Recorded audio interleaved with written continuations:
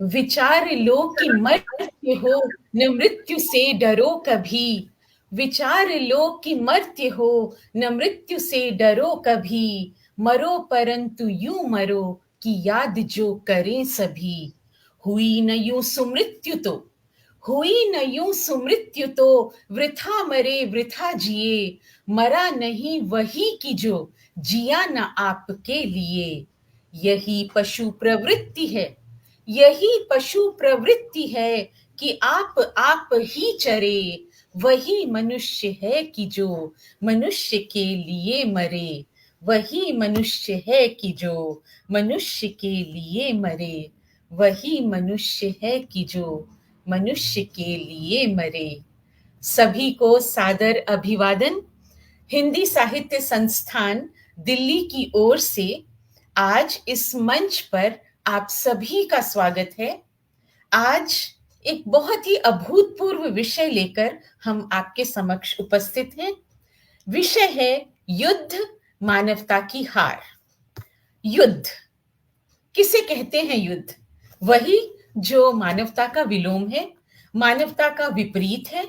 जी हाँ, यदि हम इतिहास की बात करें, जब मैंने कुछ इंटरनेट पर ढूंढने की कोशिश की तो मैंने ये पाया कि अ, बहुत साल पहले, लगभग 13,000 साल पहले, कोई मेसोलिथिक युद्ध हुआ था जिसमें सुमेर और एलाम सेनाओं का आपस में संघर्ष हुआ था। और हजारों की सेना जो थी सैनिकों की, वो मारी गई थी। ऐसा कुछ लिखित इतिहास मिलता है। हो सकता है उससे पहले भी युद्ध हुए हों। तो युद्ध क्या है? युद्ध समर है, युद्ध को रण कह सकते हैं, युद्ध को संग्राम भी कह सकते हैं, अंग्रेजी में कहें तो युद्ध को वॉर भी कह सकते हैं। युद्ध कई प्रकार के हो सकते हैं। हमारे महापुरुषों ने धर्म के लिए युद्ध किया, ज्ञान के लिए युद्ध किया। उन्होंने समाज सेवा करते हुए समाज की कुरीतियों के विरुद्ध युद्ध किया। किंतु जिस युद्ध की बात हम आज करने जा रहे हैं वह वास्तव में वॉर है। वॉर यानी आक्रामक कृत्य। आक्रामक कृत्य ऐसा जो हथियारबंद हो, ऐसा कृत्य जिससे मानवता का सर्वनाश हो। तो आज इस सुंदर से विषय को, ऐसे विषय को जो कि हम सबके जीवन से कहीं प्रत्यक्ष कहीं अप्रत्यक्ष रूप से जुड़ा है, उसे लेकर हम आ रहे हैं, आ चुके हैं। विषय है हमारा युद्ध, मानवता की हार। इसीलिए सबसे पहले मैंने आपके समक्ष मैथिली शरण गुप्त जी की प्रसिद्ध रचना मनुष्यता की कुछ पंक्तियां पढ़ी कि मनुष्यता क्या है। और जब ऐसा गंभीर विषय हो, और विषय इसलिए भी गंभीर हो जाता है कि हम अपने चारों तरफ जब नजर डालते हैं तो विदेशों में तो हम जानते हैं कि कैसे बड़े बड़े 2 युद्ध इस समय भी चल रहे हैं, कैसे मानवता हार रही है। और वे तो प्रत्यक्ष युद्ध हैं। बहुत सारे युद्ध अप्रत्यक्ष परोक्ष भी चल रहे हैं, जो कि शेडी होते हैं, जो कि आतंकवाद के रूप में हमारे समक्ष आते हैं, और जिनका नाश, जिनको, जैसे कि अभी बात हो रही थी हमारे बहुत ही गुणवान और बहुत ही साहसी वक्ता से, मेजर लेफ्टिनेंट कर्नल ठाकुर से, उन्होंने कहा कि मैं दुश्मन को नहीं मारता, दुश्मन के अंदर बैठे हुए दुश्मन को मारता हूं। तो ये बातें जब हम करते हैं तो हमारे बीच निश्चित तौर पर ऐसे लोग होने चाहिए जिन्होंने युद्ध को अपने जीवन के साथ जिया है। युद्ध वे इसलिए करते हैं कि देश को बचा सकें, देश की सुरक्षा कर सकें। आपने सेना में रहकर ऐसे काम किए हैं जो हम, जो कि अपने घरों में बैठे हुए हैं, कभी सोच भी नहीं सकते किस संघर्ष का सामना आपने किया होगा। वो जो युद्ध की विभीषिका है, जो यंत्रणा है, उसको आपने कैसे जिया होगा। तो बहुत ही आदर और बहुत ही सम्मान के साथ मैं स्वागत करती हूँ सबसे पहले डॉक्टर मेजर प्राची गर्ग जी का। इससे पहले भी वे हमारे मंच पर कई बार आई हैं और हर बार उन्होंने अपनी तेजस्विता से, अपने अनुभवों से हमें लाभान्वित किया है। आप कारगिल के युद्ध में वहीं पर मौजूद थीं, जहां पर हमारे सैनिक लड़ रहे थे और उसी बटालियन के साथ जुड़ी हुई थीं। आपने, क्योंकि आप डॉक्टर हैं आर्मी में, इसलिए आपने वहां पर बहुत सारे सैनिकों, अफसरों की सेवा भी की और आपके उस सेवा भाव के कारण आज बहुत सारे लोग सुरक्षित भी हैं और वे अपना इलाज करवाकर आज अपने घरों में बैठे हैं, अपनी नौकरियां कर रहे हैं, सेना में तैनात हैं और आपको दुआएं दे रहे हैं। साथ ही मैं बहुत बहुत स्वागत, बहुत बहुत अभिनंदन करती हूँ लेफ्टिनेंट कर्नल मनमोहर ठाकुर जी का। आप आर्टिलरी से हैं, अभी अभी उन्होंने बताया। तो जो लोग आर्टिलरी शब्द का अर्थ समझते हैं वे अच्छी तरह से जानते हैं कि किस प्रकार से युद्ध में आर्टिलरी की यूनिट का प्रयोग होता है, उपयोग होता है और किस प्रकार से फ्रंट लाइन पर रहकर आर्मी की यह सेना जो आर्टिलरी कहलाती है युद्ध करती है। और जो भारत की तमाम सीमाएं हैं, चाहे उत्तर हो, चाहे पश्चिम हो, चाहे पूर्व हो, आप मणिपुर और आसपास के क्षेत्रों में काफी रहे हैं और वहां पर आपने बहुत सारे ऐसे यूनिट्स में रह करके काम किया है जहां देश को सुरक्षा की आवश्यकता थी। और इसके साथ साथ आपने बहुत सारे लोगों को जो सेना में आते हैं, भर्ती होते हैं, उन्हें कमांडो ट्रेनिंग दी है। और ये सब बातें हमारे लिए सिर्फ बातें नहीं है। और मैं जितना बोल रही हूँ मुझे लग रहा है कि मैं 6 मिनट 48 सेकंड जो बोल रही हूँ वो नहीं बोलना चाहिए, क्योंकि मंच आज मेरा बिल्कुल भी नहीं है। हाँ, बस इतना जोड़ सकती हूँ कि मैं भी, क्योंकि वायुसेना परिवार से आती हूँ, तो परिवार किस प्रकार की किस दुख से, किस असुरक्षा से गुजरते हैं जब घर का कोई सदस्य सेना में होता है और वो फ्रंट लाइन पर होता है। मेरे डैडी ने भी 1971 का युद्ध लड़ा था, तो वो मैं समझ तो सकती हूँ, लेकिन मैंने जिया नहीं है वो। तो बिल्कुल भी समय नष्ट न करते हुए हमारे दोनों वक्ता आज पधार चुके हैं। हमारे तीसरे वक्ता भी हमारे साथ थोड़ी ही देर में जुड़ेंगे। वे एक प्रसिद्ध वरिष्ठ कवि हैं, साहित्यकार हैं और वे पटना बेगूसराय से आते हैं। शायद कुछ उम्र का तकाजा है, इस वजह से उन्हें देर हो रही है। हम उनकी प्रतीक्षा करेंगे और उन जब वे आएंगे तब हम उनके भी द्वारा दिए गए व्याख्यान को सुनेंगे। लेकिन इससे पहले हमारे जो दोनों वक्ता यहाँ मौजूद हैं, उनको उनका हम अभिनंदन करते हैं, उनका हम स्वागत करते हैं, उनका हम आभार व्यक्त करते हैं। और देखिए, आपके लिए शिल्पी जी ने कह दिया है जय हिंद। तो वास्तव में जय हिंद का नारा लगाते हुए, जय हिंद की भावना को मन में रखते हुए हम अपने कार्यक्रम को शुरू करते हैं, उसका आगाज करते हैं। क्योंकि हमारे साथ बहुत लंबा इतिहास है युद्धों का। और अभी हाल ही में कुछ ही वर्ष पहले हमने दूसरे विश्व युद्ध को देखा है और उसकी पीड़ा आज भी लोगों के मन में बसी हुई है, क्योंकि भारत से भी बहुत सारे सैनिक दूसरे विश्व युद्ध में भाग लेने के लिए गए थे, उनके परिवार यहीं पर हैं और बहुत सारे मारे भी गए थे। तब ब्रिटिश सरकार की सेना में उन्होंने बढ़ चढ़कर भाग लिया था। तो ये सब हमने अभी अभी देखा है, बहुत कुछ नया है हमारे लिए।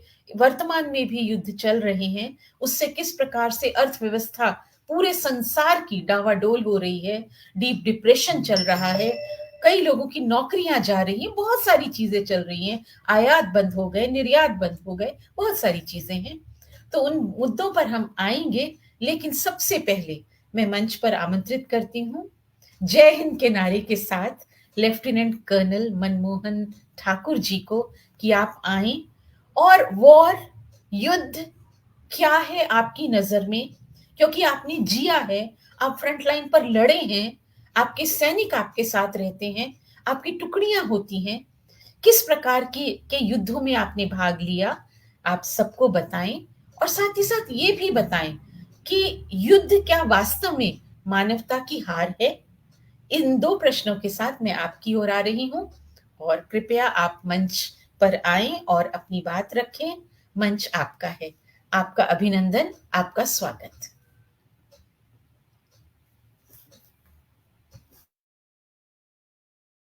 सर माइक आपका म्यूट है, प्लीज माइक ऑन कर दीजिए। जी हाँ, बहुत बहुत धन्यवाद। जय हिंद और नमस्कार सभी श्रोताओं और दर्शकों को। मेरा परिचय आपने दे ही दिया है। युद्ध एक अंतिम विकल्प है शांति स्थापित करने का।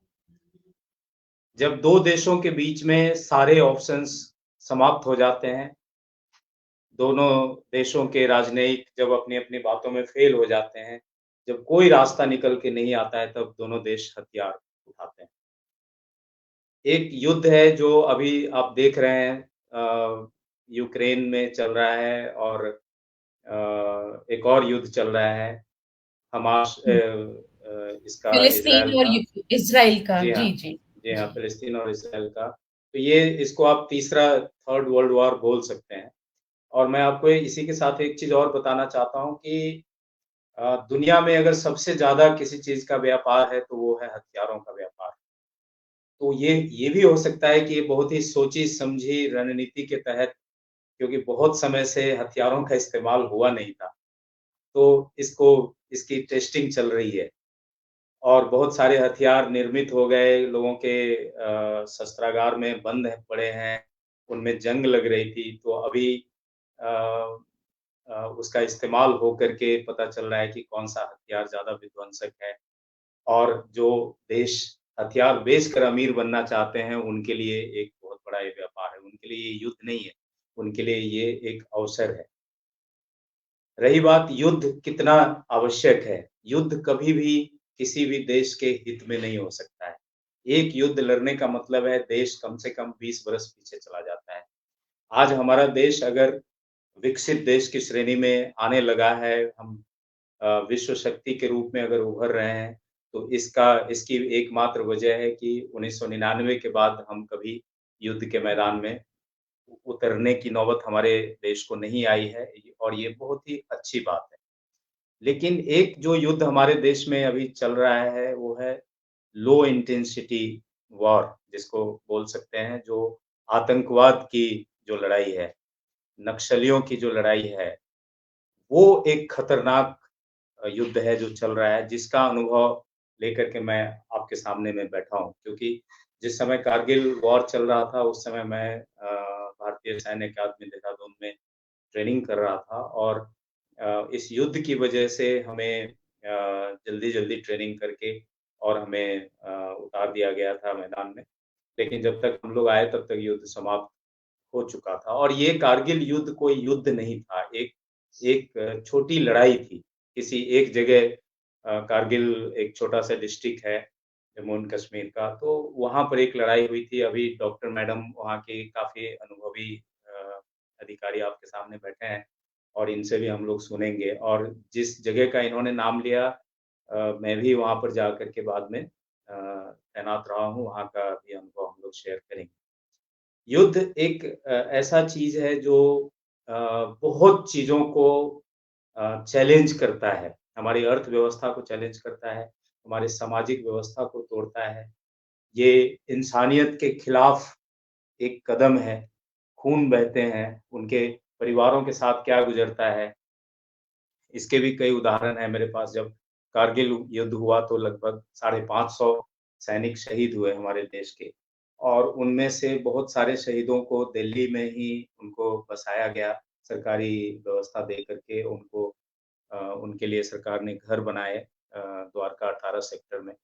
और वहाँ पर मुझे व्यक्तिगत रूप से अवसर मिला बहुत सारे परिवार को नज़दीक से देखने का। जब उनके अपने गुज़र गए कारगिल युद्ध में, अ, उसके बाद किस तरह से वो किन परेशानियों से वो गुज़रे अपने रिश्तेदारों के हाथों, समाज के हाथों और सरकार किस तरह से खड़ी उतरी थी उनको उस मुसीबत से उबारने के लिए। आज मैं ये भी देख रहा हूँ कि उनके बच्चे उन मुसीबतों को पार करते हुए आज कई सेना अधिकारी बन चुके हैं, डॉक्टर, इंजीनियर बने हैं, अच्छे मुकाम पर पहुँचे हैं। क्योंकि उनकी जो माँ थी, उन्होंने माता-पिता दोनों का रोल किया और डबल युद्ध वो लड़ा। एक एक सैनिक होता है जो युद्ध करते हुए शहीद हो जाता है, लेकिन उससे बड़ा सैनिक उसकी धर्मपत्नी होती है, जो उनके अभाव में, उनके अनुपस्थिति में परिस्थितियों से लड़ करके, ये हमारे समाज से जो पैदा किए गए जो कुरीतियाँ हैं, उनसे लड़ करके जब वो आगे निकलती हैं, तो मैं उनको अपने से ज़्यादा बड़ा योद्धा मानता हूँ। उसके अलावा जो मेरे पास अनुभव हैं नागालैंड, मणिपुर में जिस तरह के आतंकवाद चल रहे हैं, उसको मैंने काफ़ी नज़दीक से देखा, लड़ाई लड़ी, काफ़ी आतंकवादियों को मैंने पकड़ा है। कुछ आतंकवादियों को मैंने अपने हाथों से मारा भी है। लेकिन उनको मारते वक़्त मुझे ये नहीं फ़ील हो रहा था कि मैं गलत कर रहा हूँ, क्योंकि उनके अंदर जो राक्षस प्रवृत्ति थी, मैं उनकी हत्या कर रहा था। एक बार की घटना है मेरे हाथ से एक आतंकवादी को चोट लग गई। मेरे राइफ़ल AK-47 राइफ़ल की जो नोक है, उसके गाल पे लग गया, क्योंकि मुझे 10 से 12 फीट की दीवार पर से छलांग मार के मैंने उसको पकड़ने की कोशिश किया था। तो उस दौरान क्या हुआ, मेरा राइफ़ल उसके गाल में लग गया और बहुत ही सफलतापूर्वक मैंने उसको कैप्चर किया, पकड़ा। उसके हाथ में AK-56 राइफ़ल था, मुझसे भी ज़्यादा वरिष्ठ जो हथियार है, अमेरिकन वेपन उसके हाथ में था। उसको भी मैंने ओवरपावर किया, छीना और अपने जवानों के हवाले किया। और जैसे ही मैंने उसके हवाले किया, तो मैंने देखा कि उसके गाल से ना बहुत तेज़ धारा खून की धारा बह रही थी। तो मैंने अपने जवानों को बोला कि इसको जल्दी से मेरे जिप्सी में बिठाओ और जो वहाँ पर मैंने 5 आतंकवादियों को पकड़ा था उस दिन।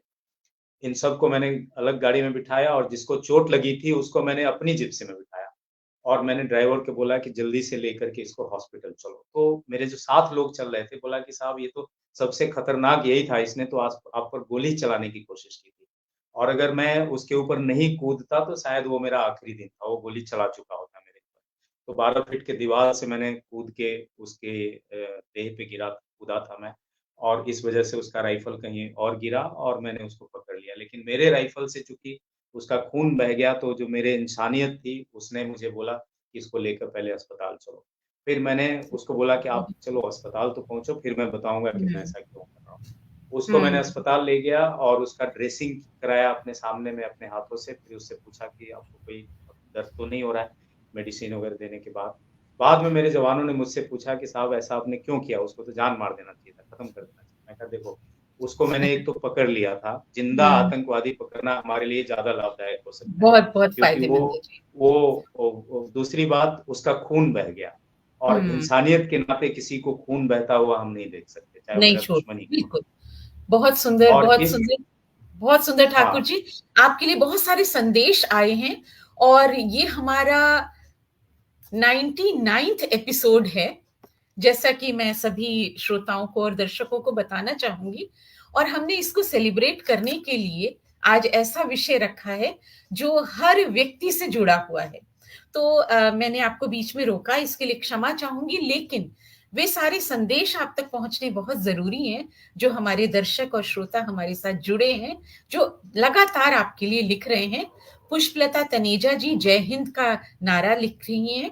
संजय पोद्दार जी जय हिंद कह रहे हैं।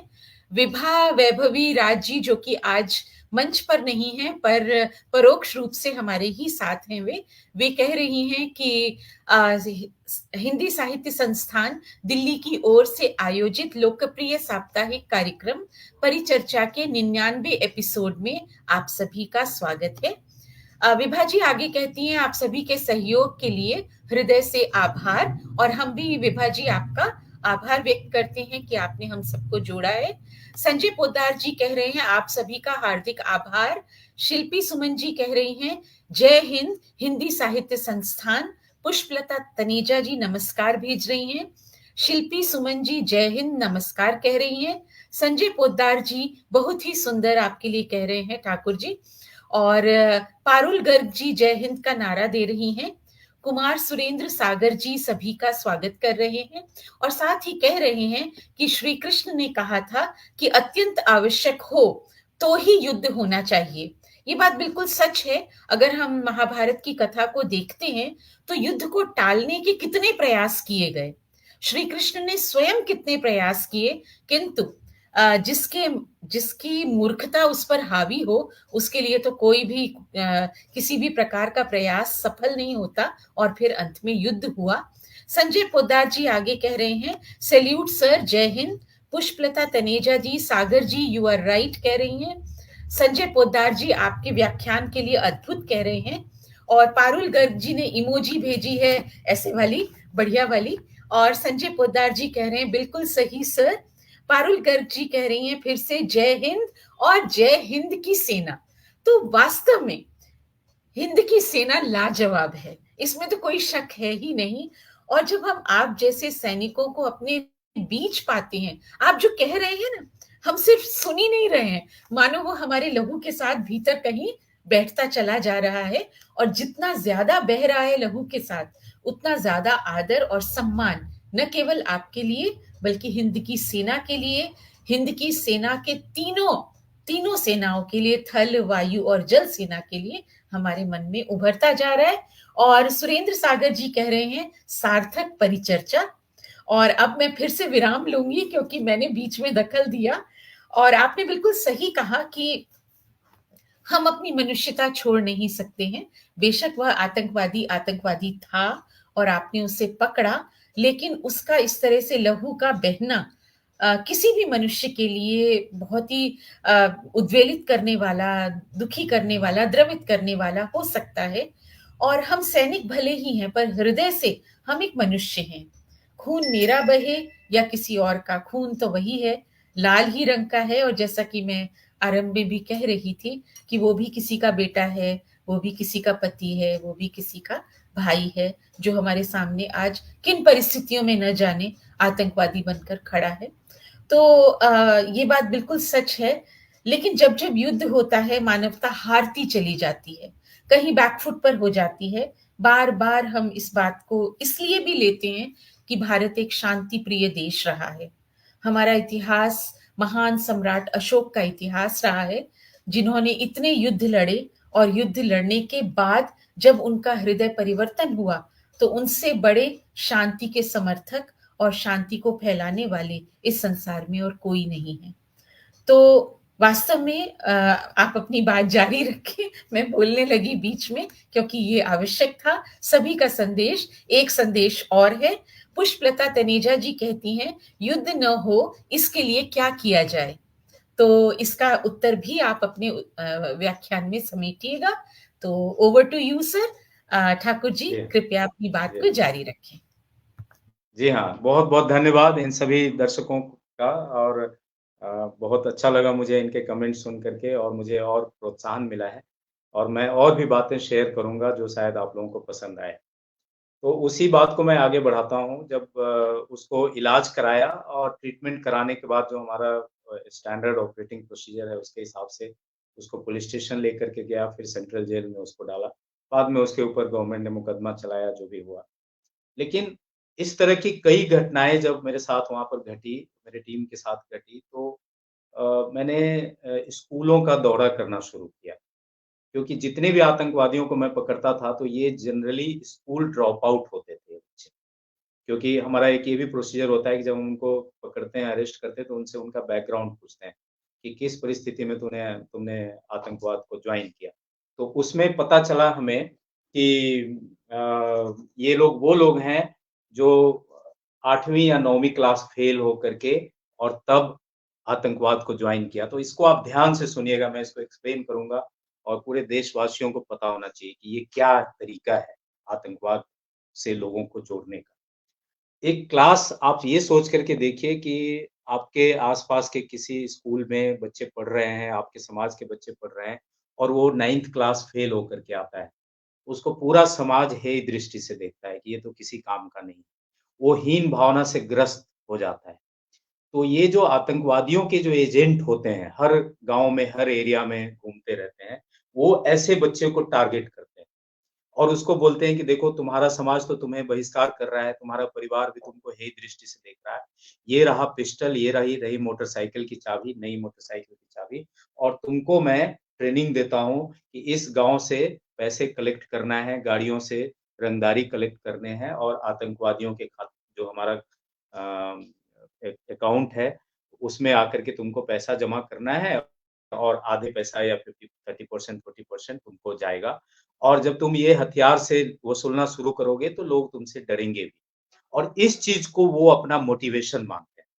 तो मैंने ये देखा कि 99% 90% बच्चे वही थे जो 8वीं या 9वीं क्लास में फेल हो रहे थे। फिर मैंने जाकर के प्रिंसिपल वगैरह से संवाद करना शुरू किया कि आप इन्हें फेल क्यों करते हैं? अगर आपका बच्चा 9th क्लास में फेल हो रहा है तो इसका मतलब कहीं न कहीं आपकी पढ़ाई में गड़बड़ी है, क्योंकि ज़्यादातर स्कूल सरकारी स्कूलों की हालत ग्रामीण क्षेत्र में आपको भी पता है कि कैसे होता है। तो इस पर एक बहुत बड़ा मुहिम मैंने चलाया था अपने डिस्ट्रिक्ट में। मैं डिस्ट्रिक्ट का नाम नहीं लूँगा, जगह का नाम नहीं लूँगा क्योंकि वो प्रोटोकॉल में नहीं है। बट वहाँ का मेरा मुहिम काफ़ी सफल हुआ, राज्य स्तर पर सफल हुआ।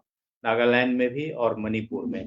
लोगों ने इस चीज़ को माना कि भई बच्चे को आप फ़ेल कर रहे हो उसके बाद ही वो आतंकवाद को जॉइन कर रहा है। इसी तरह से जो हमारे आस-पास में जो आतंकवादी कैंप होते थे, जो जंगलों में चलाते थे, वहाँ वहाँ से हमने संवाद स्थापित करना शुरू किया जब सीज़ फायर होता था हमारा, कि भई आप लोग क्यों बच्चों को हथियार दे रहे हैं, निर्दोष बच्चों को। इस तरह से ठाकुर कम जी, से कम एक चीज 100 में लोग। लेफ्टिनेंट साहब, जी हाँ। एक एक चीज मैं जरूर पूछना चाहूंगी यहाँ। ये दिलेरी कहाँ से आती है? ये साहस कहाँ से आता है? जी हाँ, जी हाँ। ये ये साहस सब तो कभी होता, हाँ, ये साहस आता कहाँ से है? ये भावना कि मैं कर कर गुजर जाऊं बस, जो उचित ओके, है। ये या मतलब इसका तो कैसे इसका कैसे आंसर आती मेरे है पास है। आपके अंदर? हाँ जी। इसका मेरे पास एक बहुत ही व्यक्तिगत उदाहरण है। जब IMA Indian military academy Dehradun में हमारा जब पासिंग आउट परेड हुआ, आपको पता होगा पासिंग आउट परेड क्या होता है। कंधे पर सितारे जब लगते हैं तो माँ-बाप या वाइफ या मतलब अपने घर के लोग लगाते हैं। तो मेरी माताजी आई थी देहरादून में मेरा स्टार लगाने के लिए, और वहाँ पर पार्टी चल रही थी, टी पार्टी चल रही थी। स्टार लगाने के बाद वो कार्यक्रम होता है जिसमें वो होता है। तो एक वेटर आया व्हाइट कलर ड्रेस में, और मुझे पता चल गया था कि मेरा ट्रांसफ़र असम में हुआ है। उस टाइम असम भी बहुत ज़्यादा आतंकवाद से जूझ रहा था और बहुत ही ब्रूटल चल रहा था वहाँ पे, बम ब्लास्ट होते थे, बहुत चीज़ें होते थे। तो वहाँ पर जब वो वेटर सफ़ेद ड्रेस में आकर के सॉफ्ट ड्रिंक दिखाया मेरी मदर को, और मेरी माँ के अंदर चिंता सताए जा रही थी कि अब मैं असम जा रहा हूँ आतंकवाद से लड़ने के लिए, हो सकता है उनके अंदर चिंता थी। तो उन्होंने मुझसे पूछ दिया कि ये कौन है? और ये भी आपके साथ जाएगा वहाँ पे? बोला नहीं माँ, वो हमारे साथ नहीं जाएगा। इनका यही काम है हमारे जैसे कैडेट्स की देखभाल करना, खाना खिलाना, अभी आपको सॉफ्ट ड्रिंक पिला रहे हैं, तो इनका यही काम है। तो उन्होंने कहा कि तो ये इनकी पोस्टिंग यहीं रहेगी? मैंने बोला हाँ माँ, इनकी पोस्टिंग यहीं रहेगी। तो उनके मुँह से निकला, क्योंकि उनके पति भी यानी मेरे पिताजी भी नक्सलियों का शिकार हुए थे 1974 में, मैं उस समय 4 साल का था, और वो मात्र 26 साल की अवस्था में विधवा हो गई। तो उनके मुँह से अचानक से निकला कि ये इसकी नौकरी तुमसे ज़्यादा अच्छी है। यानी उन्होंने बिल्कुल ये रियलाइज़ मतलब, किया कि हाँ, क्योंकि उन्होंने पति खोया, अब वो बेटा नहीं खोना चाहती हैं। बेटा नहीं खोना चाहती।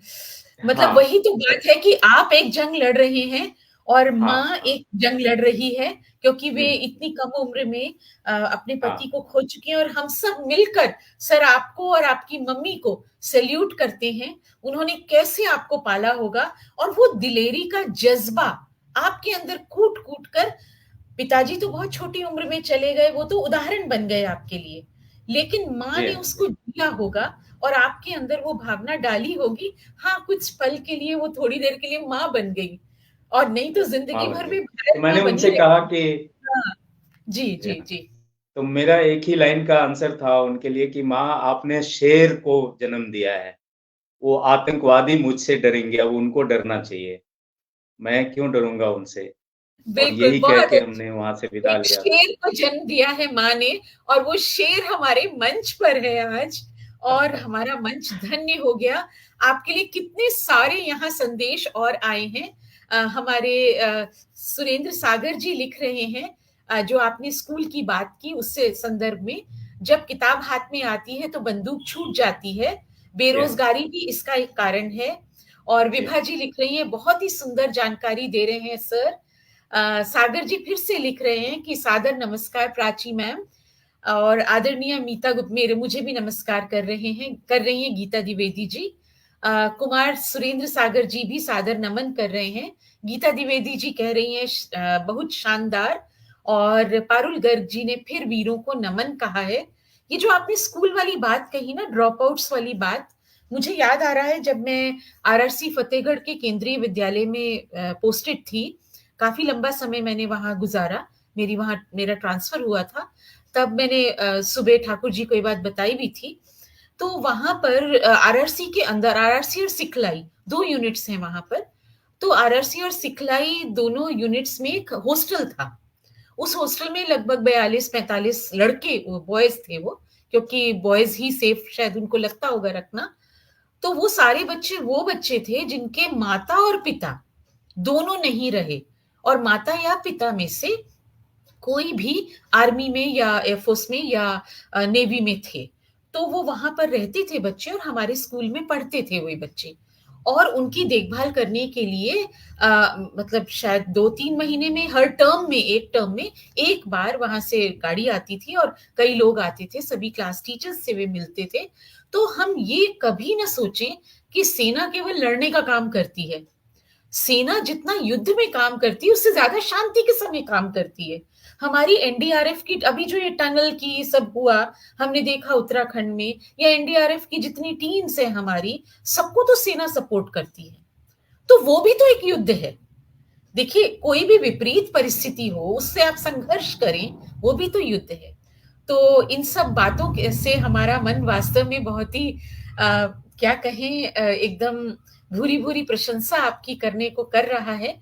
और हमारे सभी दर्शक, सुदर्शन शर्मा जी भी आप दोनों को सादर नमन कर रही हैं। तो आप कोई उपाय बताएं कि युद्ध न हो, और इस उपाय को आप तब तक सोचें। अब मैं चलती हूँ डॉक्टर प्राची के पास, क्योंकि युद्ध की हमने बहुत सारी बातें की। एक डॉक्टर का कर्तव्य होता है, उसका धर्म होता है मानवता का धर्म। और जितना मैं डॉक्टर प्राची को जानती हूँ, चाहे युद्ध हो चाहे शांति हो, आप कोई ना कोई नुस्खे आपकी बातों में हमेशा रहते हैं। हमेशा आप कुछ ना कुछ, जहां भी कहीं जाती हैं, जैसे कोई बहुत गुणी लोग होते हैं ना, कि कहीं से गुजरे तो यहाँ भी थोड़ा कुछ दे दिया, यहाँ भी दे दिया, एक माली की तरह आप फूल रोपती हुई जाती हैं। और अभी कल परसों भी हमारी बातचीत हो रही थी, वहां भी आपने बहुत सारी चीजें हमें बताई थी। तो एक डॉक्टर होने के नाते आप जब युद्ध भूमि के पास उन्हीं कैंप्स के लोगों के लिए उनकी सेवा करती हैं, उनको देखती हैं, किस जज्बे से आप उनकी सेवा कर पाती हैं? क्योंकि जब 1971 की वॉर चल रही थी, उस समय मेरे डैडी बैरकपुर में पोस्टेड थे। तो हम देखते थे कि एम्बुलेंस भर भर के आती थी, और एम्बुलेंस के दरवाजे बंद नहीं हो पाते थे। कई लोगों के, जैसे किसी का पैर ऐसे करके बांधा हुआ है ऊपर, और ऐसे, मतलब बहुत सारे पेशेंट्स होते होंगे उसमें, हमारी अपनी सेना के। और क्योंकि हम जहां से स्कूल जाते थे वो पीओडब्ल्यूज का कैंप था, बिलेट्स में पीओडब्ल्यूज रहते थे, उनमें भी बहुत सारे हताहत और ऐसे लोग बैठे रहते थे जो व्हील चेयर पर हैं। कुछ जो ठीक होते थे वो खेलते थे, और हम जैसे निकलते थे तो फेंसिंग होती थी तो हमें बाय भी करते थे। तो हमें कुछ समझ नहीं आता था, क्योंकि हम बहुत छोटे छोटे थे, मैं मुश्किल से 5 साल की तब रही होंगी। तो वो सारी चीजें, क्योंकि आप वहां रहती हैं, आप युद्ध नहीं कर रही हैं, युद्ध भूमि में आप नहीं है, लेकिन फिर भी एक युद्ध चल रहा है, और वहां पर आप अपनी मानवता के धर्म की रक्षा कर रही हैं। तो वो कैसे संभव हो पाता है? कैसा आपका अनुभव रहा है कारगिल का? आप हमें बताएं, हम सब सुनने के लिए बिल्कुल आतुर हो चुके हैं, क्योंकि युद्ध के बाद शांति की आवश्यकता है, और वो है एक डॉक्टर का धर्म। डॉक्टर प्राची, आपका स्वागत है, मंच आपका। धन्यवाद नीता जी, मुझे आमंत्रित करने के लिए पटल का धन्यवाद, वैभवी जी का भी धन्यवाद, और आपका भी। साथ में मनमोहन सर ने बहुत इंटरेस्टिंग चीजें बताई, जो शायद बहुत लोगों को पता ही, शायद नहीं, मुझे उम्मीद है 100% लोगों को नहीं पता होंगे। केवल ये वही लोग जानते हैं जो वहां पर उस समय मौजूद थे। क्योंकि जब हम एज अ डॉक्टर देखते हैं पेशेंट्स, क्योंकि जब एरिया होता है, कोई भी ऑपरेशनल एरिया होता है या युद्ध भूमि होती है, तो उसके अंदर बैटल इंजरीज नहीं होती, बैटल इंजरीज के साथ non battle injuries, non battle जो इलनेसेस होती हैं वो भी होती हैं। बैटल इलनेसेस को तो आप कैटेगराइज कर देते हैं P1, P2, P3 कैटेगरी में, जो ट्राइज जिसको हम कहते हैं। तो अगर हम ट्राइज की बात करें तो वहां पर जो बैटल कैजुअलिटीज, जिसको हम सो कॉल्ड बैटल कैजुअलिटीज कहते हैं, उसका ट्राइज करने में आपका मन दुखता है, क्योंकि P1 जो कैटेगरी होती है, P1 कैटेगरी में होता है इतने ज्यादा वुंडेड पर्सन्स होते हैं। मैं यहाँ पर सोल्जर्स नहीं कहूंगी, क्योंकि ट्राइज तो किसी भी स्टेज में हो सकता है, वो कोई मास कैजुअलिटी हो जाए वहां पर भी आप ट्राइज करेंगे। तो P1 कैटेगरी में तो आप जब हम देखते हैं तो वो पेशेंट्स होते हैं जो बहुत ज्यादा सीरियसली इंजर्ड होते हैं। हम उनके ऊपर कितना भी प्रयास करें, मतलब कुछ भी झोंक दें उसको, हम बचा नहीं सकते। P2 कैटेगरी में आपके पास इंजर्ड पेशेंट्स होते हैं, आप उनको गहन, अगर आपको इंटेंसिव केयर दे तो हम उनको बचा सकते हैं। मैं ये नहीं कहूंगी हम सबको बचा सकते हैं, पर हम उनको बचा सकते हैं। और P3 कैटेगरीज जो, जैसे आपने बोला कि वो वॉकिंग वुंडेड होते हैं, वॉकिंग वुंडेड मीन्स वुंडेड हैं, चल फिर सकते हैं, वेट कर सकते हैं, हम उनको इलाज करने के लिए 2 दिन 3 दिन तक भी वेट कराएं, उनको कुछ नहीं होगा। तो ऐसे जब मास कैजुअलिटीज होती हैं तो हमारा मेन फोकस रहता है P2 कैटेगरी के पेशेंट्स में। और मीडिया तो जनरली क्या होता है, या तो P1 कैटेगरी को फोकस करता है या P3 को फोकस करता है, क्योंकि P3 चिल्ला रहा होता है मेरा कुछ नहीं हो रहा, मेरा कुछ नहीं कर रहे, मेरा कुछ नहीं कर रहे डॉक्टर। और P1 क्या होता है, उसके घर वाले रो रहे होते हैं। तो दोनों जो बेसिकली जो डॉक्टर का रोल होता है P2 कैटेगरीज के लिए, वो हम उसको भूल जाते हैं। तो डॉक्टर का रोल नगण्य एक तरीके से हो जाता है।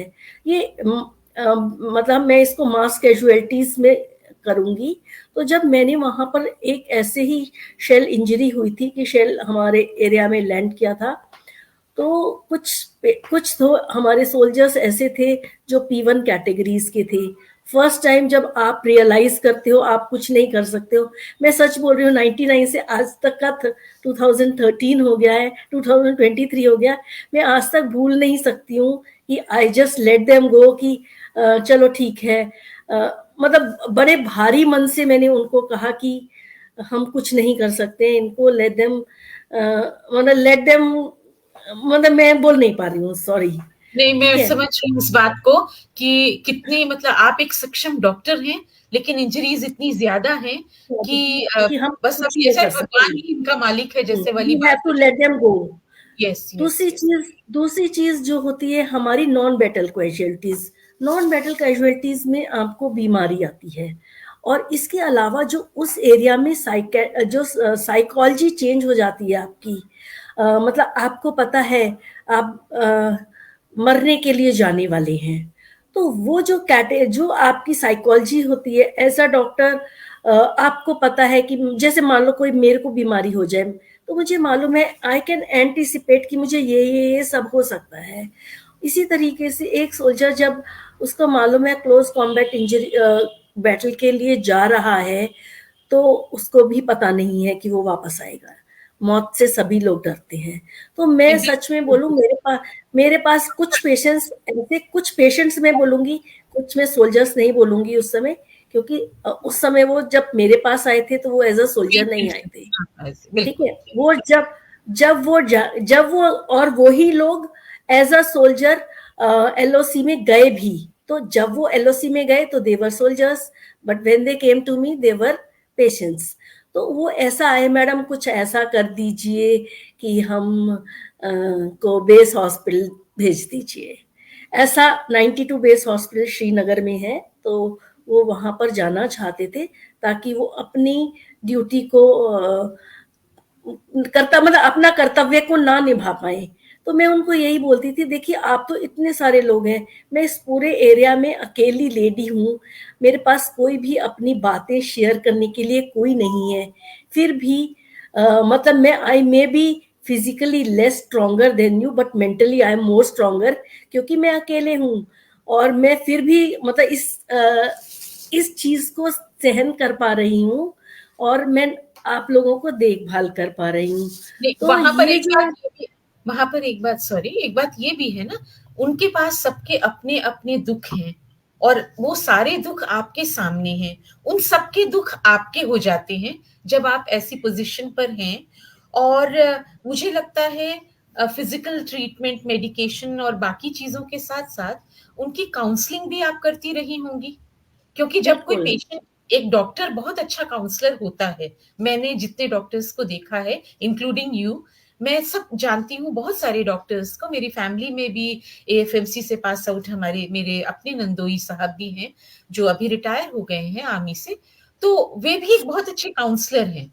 तो ये क्या काउंसलिंग उनकी, उन पेशेंट्स की जो आपके पास आए हैं, या ऐसा भी होता होगा कि युद्ध में जाने से पहले भी क्या उनको आपकी काउंसलिंग की जरूरत होती होगी? माइंडसेट उनका कुछ ऐसा, ऐसा कुछ आपके सामने कोई घटना हुई ऐसी? देखिए, मेरे सामने तो हमारा चूंकि हमारा डिप्लॉयमेंट हुआ था श्रीनगर से द्रास सेक्टर में, तो ऐसा कुछ नहीं था। It was an instant order. फौज में कुछ पहले से प्लान्ड नहीं होता, तो बस आपके पास एक आ जाता है। मनमोहन सर भी जानते हैं कि बस हमें एक ऑर्डर मिलता है कि you have to move, you have to move. आपको सोचना नहीं होता, आप ऐसा नहीं कर सकते हो। पर फिर भी ये हमारा मन चंचल होता है ना, चंचल मन की तो कोई था नहीं है। जब आपको ऑर्डर मिल गया, पूरी यूनिट, पूरी बटालियन, पूरा डिवीजन सब मूव कर रहा है, तो आप भी मूव कर जाते हो।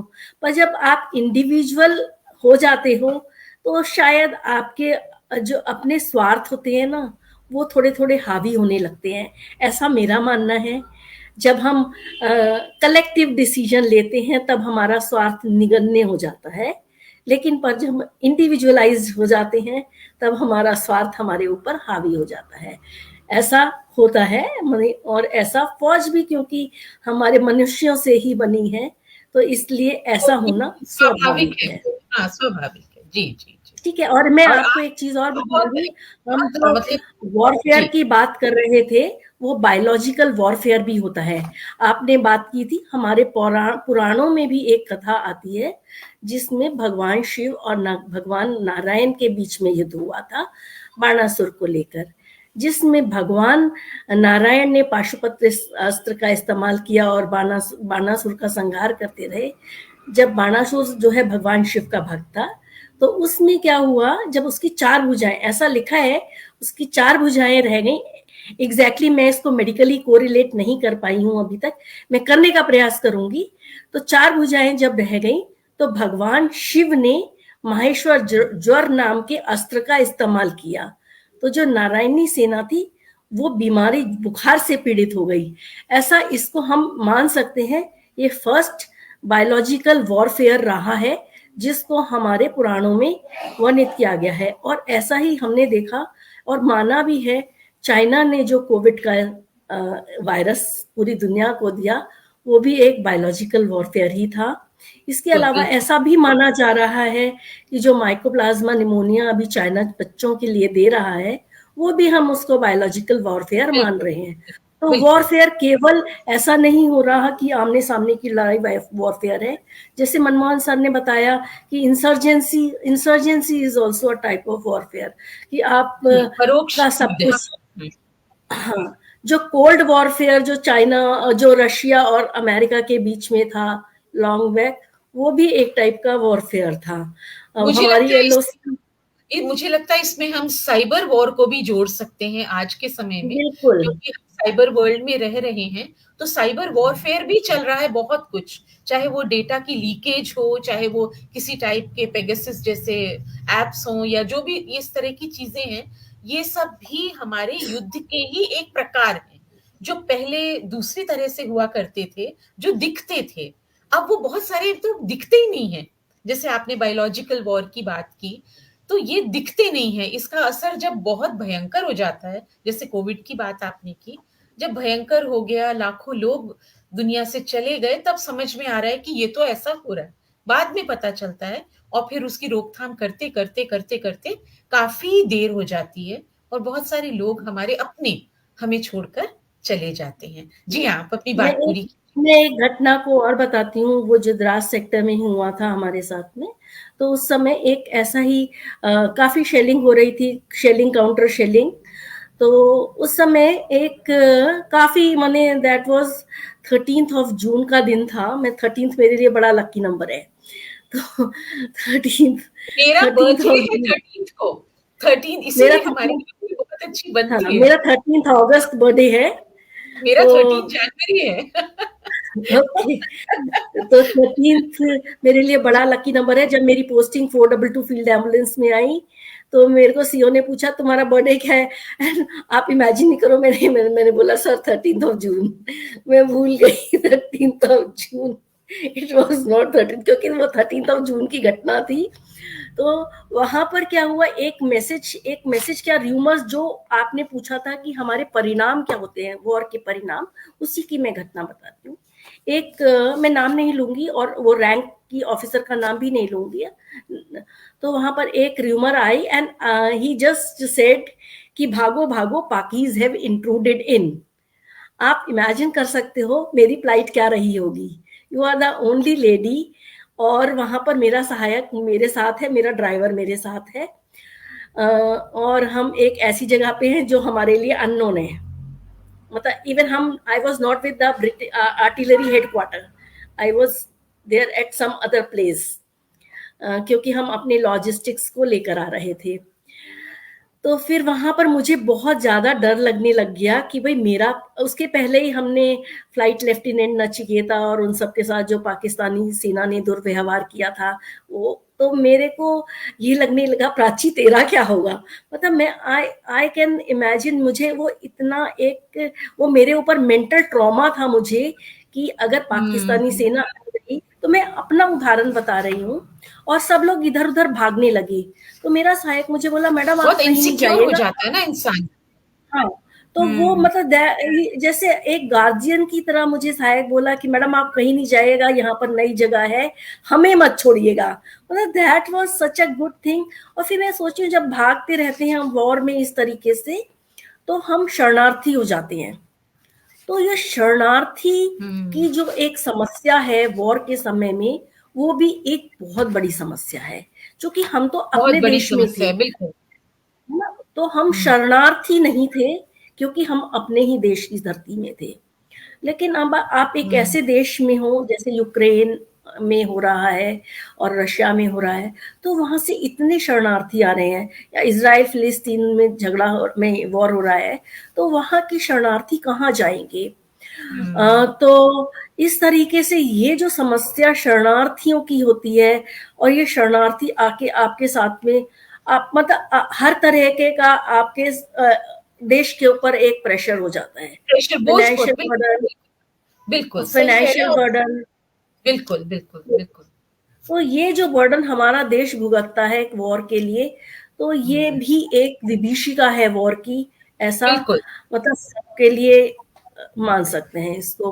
और फिर बहुत जब भी सुंदर। कोई भी वॉरफेयर होता है, तो वहां पर बहुत सारा पोल्यूशन होता है। वो जो बायो इकोसिस्टम होता है वो हमारा बिगड़ जाता है। वो हम युद्ध मतलब ये जो हमारे लॉन्ग टर्म इफेक्ट्स होते हैं, इनको हम नेग्लेक्ट कर देते हैं। हम बस ये सोचते हैं इस समय ऐसा हो गया, ऐसा हो गया। पर जो नहीं, हमारे आप प्राची लॉन्ग जी टर्म बिल्कुल। जी, आप रिजल्ट्स हैं, ये हम इनको नहीं सोच पाते। फैमिलीज प्राची। होती हैं, जी, जैसे मनमोहन सर ने अपना एग्जाम्पल दिया कि he lost his father at the age of 4 years। आपके 4 साल के बच्चे ने अपने पिता को देखा ही नहीं, उसके बाद में जब वो बड़ा हुआ है, उसे पता ही नहीं है पिता का दुलार प्यार क्या होता है। तो ये एक लॉन्ग टर्म इफेक्ट है ऑफ बिल्कुल। वॉर। प्राची जी, आप बिल्कुल ठीक कह रही हैं। हम किताबों में पढ़ते हैं और न्यूज़ में हम जानते हैं इस बात को, कि जब जापान में हिरोशिमा और नागासाकी पर बम बरसाए गए, उसका असर अभी भी जो बच्चे पैदा हो रहे हैं, जनरेशंस पर पड़ रहा है। वो जो पोल्यूशन की आपने बात की, जो आणविक प्रदूषण है, एटॉमिक वो है, तब तो न्यूक्लियर बॉम्ब नहीं था। तब आप ये मान के चलिए, तब कुछ ऐसा नहीं था। और अब तो जो भी युद्ध हैं, उनमें हर जगह न्यूक्लियर आक्रमण का खतरा हमेशा बना रहता है। तो जेनरेशंस की जेनरेशंस युद्ध आज हुआ। मैंने अभी इसी वजह से दूसरे विश्व युद्ध की बात की थी कि दूसरा विश्व युद्ध भारतीय नहीं, मानव के इतिहास का सबसे बड़ा युद्ध माना जाता है, जो कि 6 सालों तक चला और जिसमें इतने सारे देश इन्वॉल्व हुए और कितने मरे, कितनों के नाम हम जानते हैं, कितनों के नाम गिनती हम दर्ज है ये हम नहीं जानते, कितने उसके अलावा भी थे, चाहे वो ट्रांजिट कैंप्स में हो, चाहे वे किसी भी देश की सेना में हो, चाहे वो एटम बॉम्ब से मारे गए हो। तो युद्ध तो एक विभीषिका है ही। युद्ध असुरक्षा लाती है, जैसे आपने कहा अभी, एक बहुत इनसिक्योरिटी आपको लगती है। मुझे याद है जब सायरन बजा करता था, ब्लैकआउट हुआ, मैं बहुत छोटी थी पर कुछ यादें अभी हैं। तो वो ब्लैकआउट हुआ करता था और घर के आगे ट्रेंच बनी हुई थी और वो एयरफोर्स में एक मोटे मोटे ब्लैंकेट मिलते हैं, शायद सभी में मिलते होंगे, आर्मी और नेवी में भी काले रंग के ब्लैंकेट्स होते हैं। वो हम पर्दे पर, मुझे याद है मम्मी पर्दे पर लगा देती थी उनको कि बाहर लाइट ना जाए, क्योंकि भाई 1 महीने का था, उसके साथ बहुत सारी मम्मी को परेशानियां होती थी, उसकी फीडिंग के लिए रोशनी की जरूरत होती थी। तो वो पर्दे लगा देती थी और जैसे ही सायरन बजता था हम जैसे बैठे होते थे। ये तो अच्छा है कलकत्ता में वो, क्योंकि नवंबर दिसंबर का महीना था, वहां ठंड नहीं होती है। तो हम जैसे बैठे होते थे, बस मम्मी भाई को ऐसे गोदी में लेती थी, मेरी उंगली पकड़ती थी और हम ट्रेंच में घुस जाते थे। और ट्रेंच में घुसे घुसे बहुत देर हो जाती थी और फिर उसके बाद कुछ शायद कुछ और सिग्नल होता होगा तो फिर हम निकल कर आते थे। तो वो कि कभी भी जा सकते हैं, केवल युद्ध भूमि में जाने वाला सैनिक ही इसलिए नहीं गया है कि उसको ये लगता है कि मैं शायद ना लौटूं। देशवासी भी ऐसा महसूस करते हैं, फैमिलीज भी ऐसा महसूस करती हैं। तो इसका जो असर है, युद्ध का जो असर है, उसका जो प्रभाव है वो बहुत दूरगामी है, बहुत दूर दूर तक जाता है। और जैसे अभी बात हो रही है जेनरेशंस तक जाता है और पता नहीं कितनी जेनरेशंस तक आगे भी जाएगा। मैं अपनी बात को आगे लूं और आपकी बातें आगे सुनूं, उससे पहले मैं हमारे जो दर्शक हैं उनका फिर से अभिनंदन करना चाहती हूँ। राजीव अग्रवाल जी कह रहे हैं अनंत शुभकामनाएं सभी को। राजीव अग्रवाल जी हमारे पटल के एक बहुत ही महत्वपूर्ण सदस्य हैं, मार्गदर्शक हैं हमारे। सुदर्शन शर्मा जी कह रही हैं उस समय के भय को भुलाना कठिन होता है, आप भी हमारे पटल की मार्गदर्शिका हैं। पुष्पलता तनेजा जी सबको नमन कर रही हैं। सुदर्शन शर्मा जी कह रही हैं it's very difficult to forget the trauma. उसके बाद जय हिंद की सेना नमन, ऐसा पारुल गर्ग जी कह रही हैं। सुदर्शन शर्मा जी फिर कह रही हैं कि स्थिति को सुनने और झेलने में बहुत अंतर है। ये बात हम पहले भी बात कर चुके हैं कि जो सैनिक वहां पर है, जो जी रहा है उस युद्ध को, या उसकी फैमिली जो यहाँ है, जो युद्ध भूमि में नहीं है फिर भी युद्ध को जी रही है, उसकी उसके जो भी एक्सपीरियंस है, उसके जो भी अनुभव हैं, वो कोई सिविलियन नहीं समझ सकता है। हम गाना गा सकते हैं ए मेरे वतन के लोगों, पर वो जो भावना है, मैंने इसीलिए अभी ठाकुर जी से पूछा था कि वो दिलेरी कहाँ से आती है। लेकिन वो दिलेरी ऐसी दिलेरी है जो देश को जिसने अभी तक बचा कर रखा है। हम एक युद्ध को छोड़ दें 1962 में, क्योंकि हम तभी तभी आजाद हुए थे और हमारे सैनिकों के पास पूरे अस्त्र शस्त्र भी नहीं थे, और जहां तक मैंने पढ़ा है किताबों में, जूते और सर्दी में पहनने वाले कपड़े भी नहीं थे।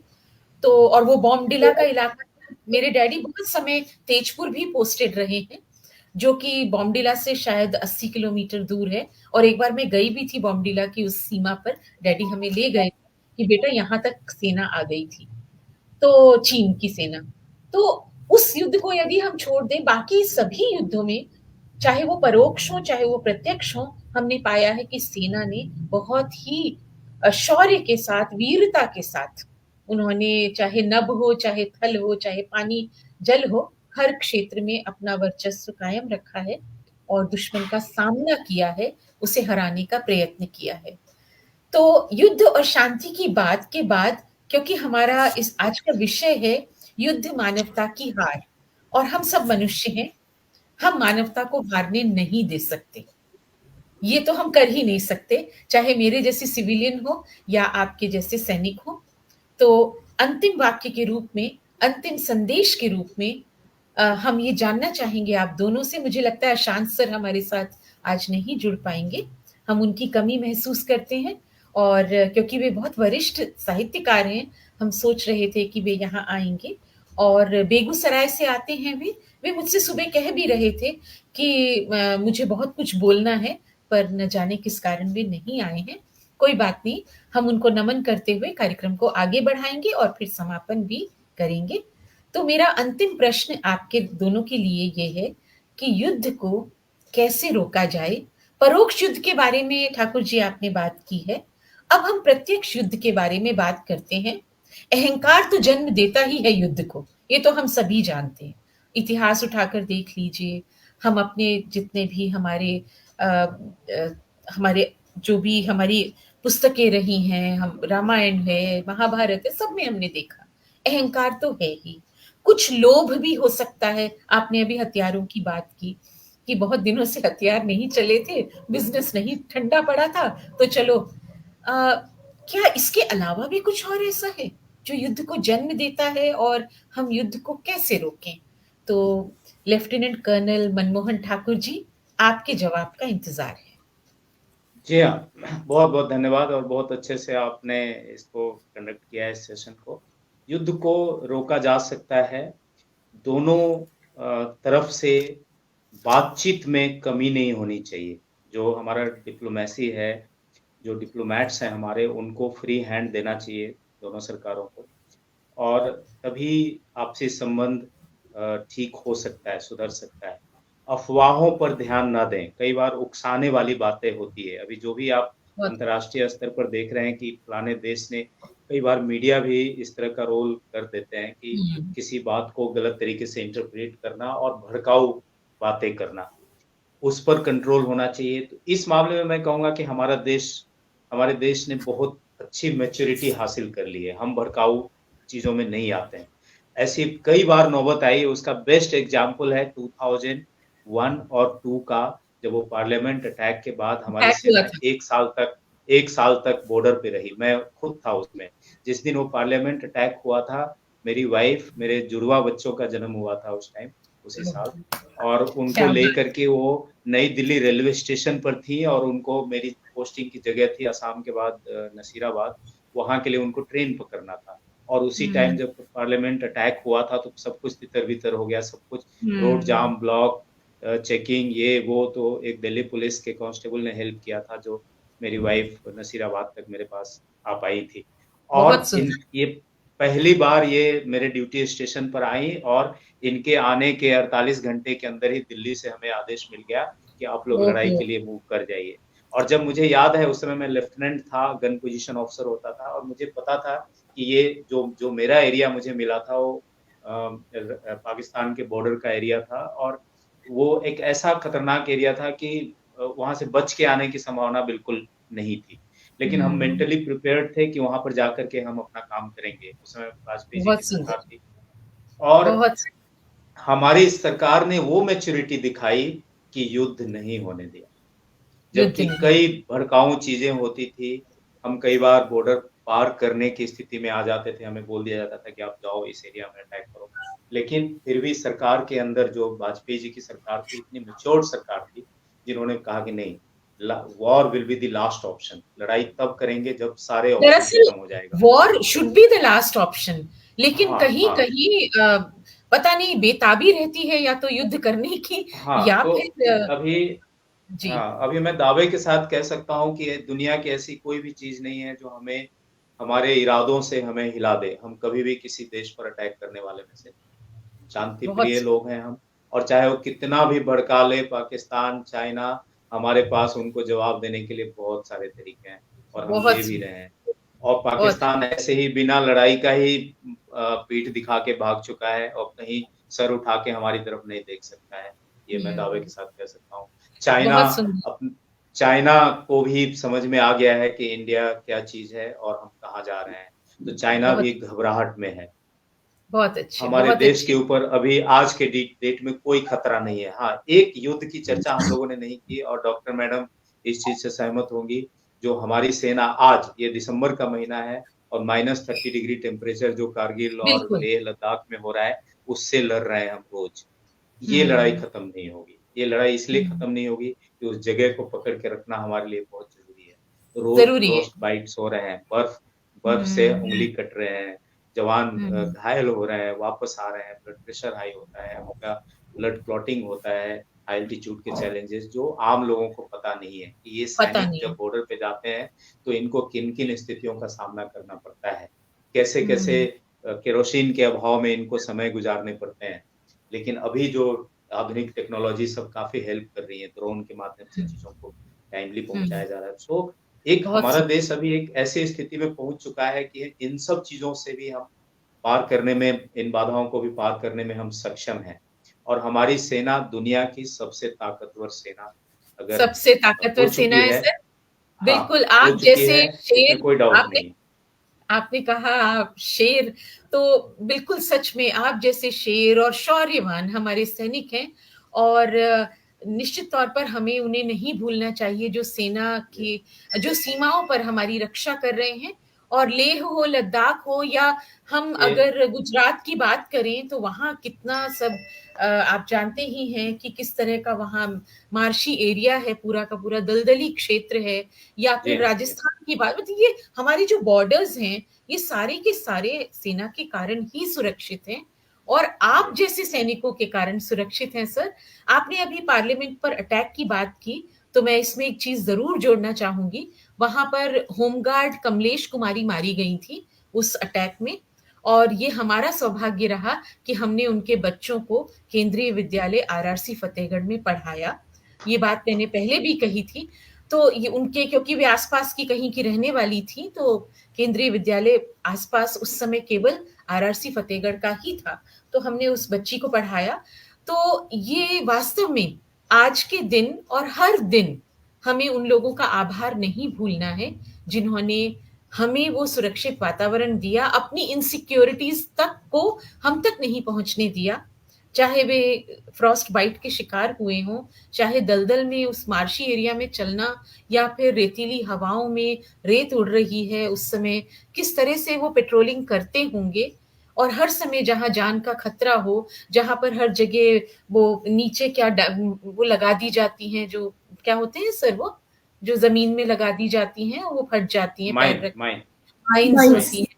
हाँ जी। तो ऐसे में वास्तव में हमारा देश धन्य है जहां ऐसे वीरों ने जन्म लिया है।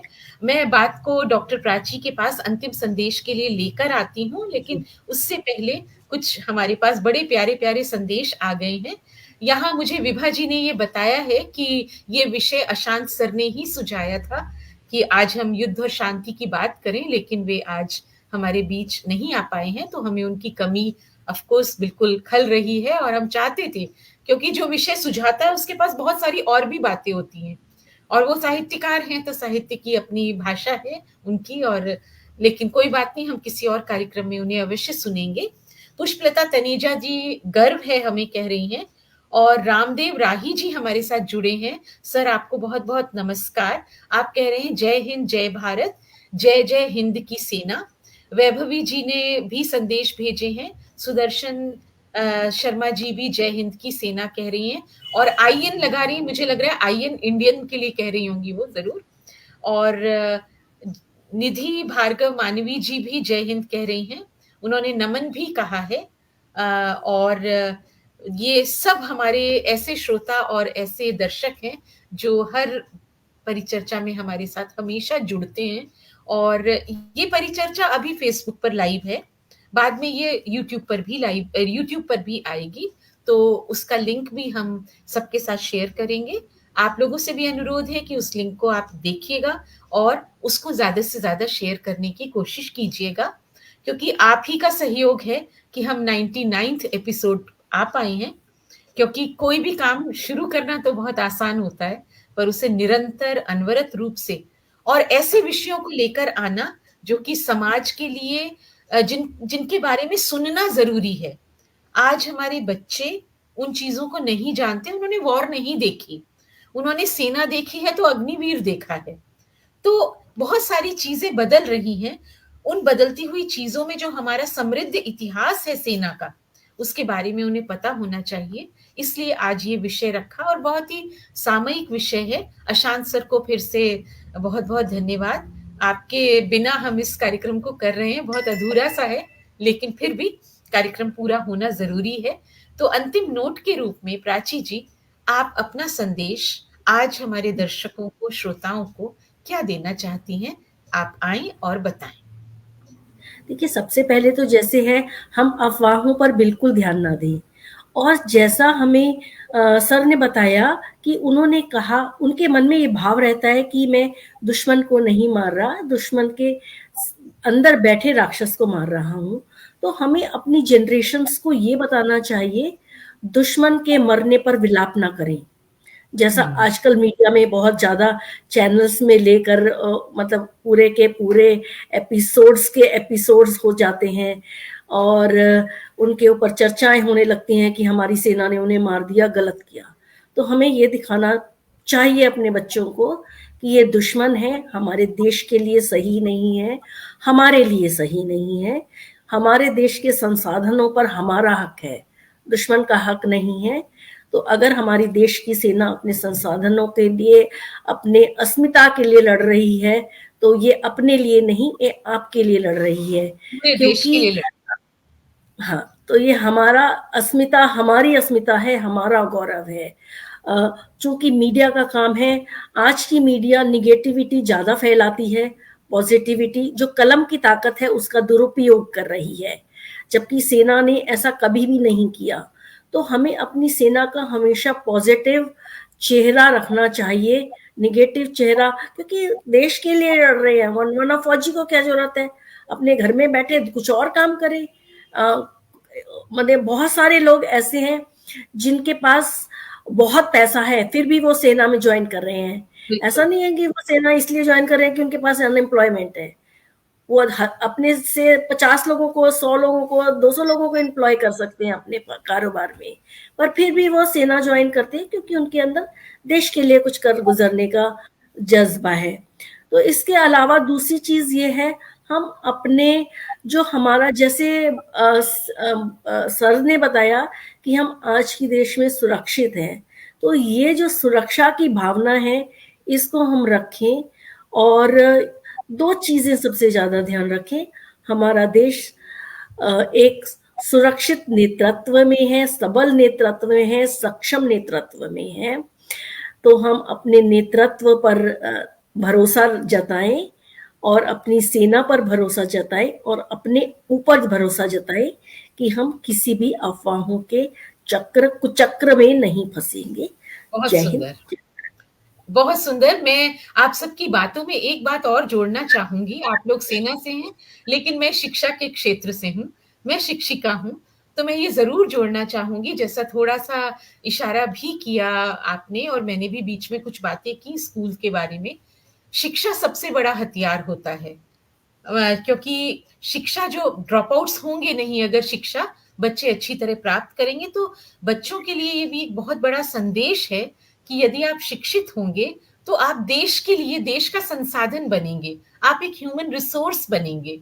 आप इस तरह की अफवाहों में या इस तरह के जो षड्यंत्र होते हैं जिनसे आपको बरगलाया जाता है और देश के विरुद्ध जाने के लिए प्रेरित किया जाता है, उनसे आप बचे रहेंगे, क्योंकि आपका विवेक जागृत होगा जब आप शिक्षित होंगे।